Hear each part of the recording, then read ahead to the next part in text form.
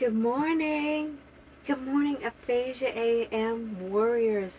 It's Paula, and it's June. It's Aphasia Awareness Month, and I'm here every day at 8 o'clock for the month of June.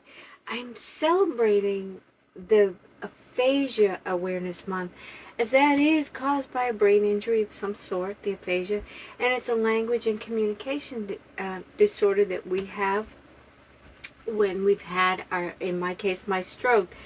It is something that is very difficult to get beyond, or at least I found it to be one of the most difficult things that I've had to get beyond.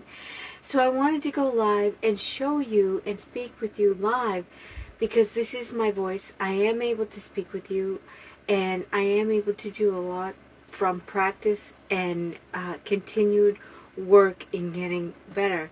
I want to share some things. First of all, I do want to apologize for yesterday's technical. I don't know what occurred. I am happy that I'm taping this because my information shows that with my Starlink connection, I have no problem. So it must be Meta. It didn't upload properly. First week of June, I had difficult uploading keeping the live as it was. So I'm glad I have a copy.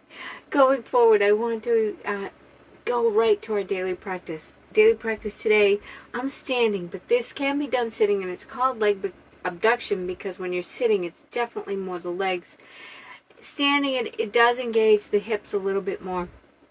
I want to challenge myself and let you know there's the next level. There's always another level even above this.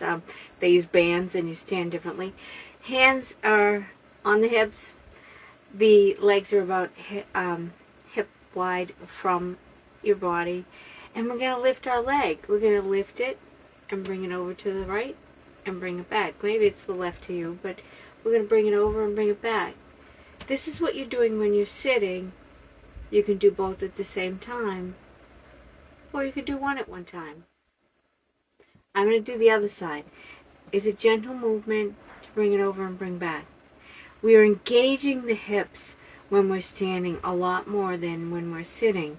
And that's why when we're sitting, it's called a leg abduction. But standing, it can be hip abductions. There is another level. There always is.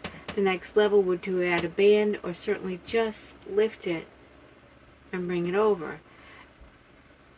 And lift it as far as you can. My balance is cerebellum stroke, so I blame that. But also you engage the core muscles. I got to build those up a little again. And I'm in the process of doing all that. But these are different activities that help us again with our balance, our posture, our standing. Those are all very important just for our cardiopulmonary system to work properly and get all the oxygen and air to our extremities and to our brain, which can be an extremity. As that is a stroke in my case, an ischemic stroke is oxygen to the brain was blocked in some way. So going forward, I certainly am so glad you're here this Tuesday, and I want to bring up that I saw something on a Facebook post about stroke recovery, and someone asked in a really sentimental way that can they just sleep more and then they'll get better from their stroke.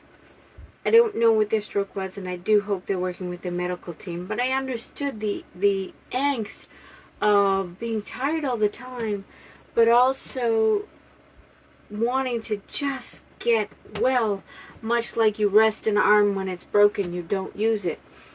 Well, that's different with brain recovery.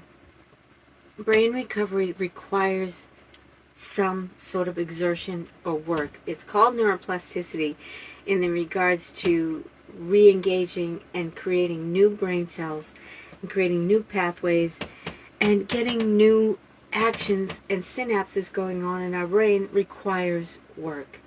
Work for aphasia survivors and being able to speak and communicate again includes activities such as reading aloud, speaking aloud, as well as cognitive memory skills.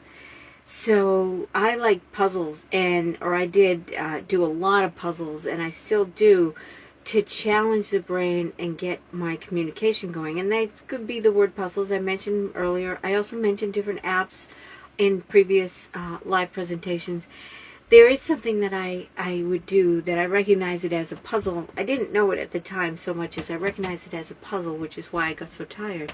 But it's also cooking.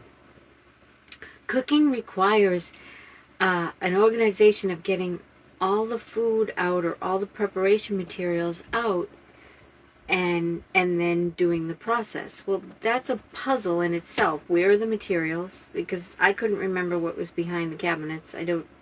That was my stroke recovery for at least 6 months. I didn't know what was behind the cabinets, but it actually took me 2 years of emptying the dishwasher before I remembered where everything went.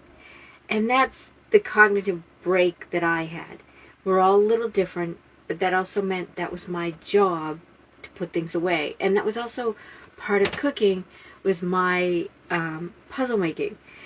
At the same time, I just will be honest with you, sometimes I would get everything out, the bowls, the spoons, the food, and I would have to put the meats and the food back in the fridge and go back to bed. I couldn't cook.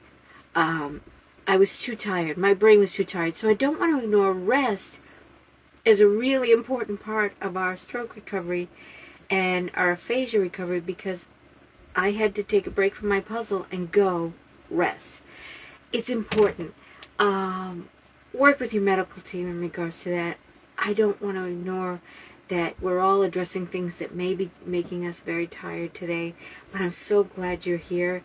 And I do want to leave you with my affirmation today, and my affirmation is, I can live my life with purpose and passion. I can live my life with purpose and passion.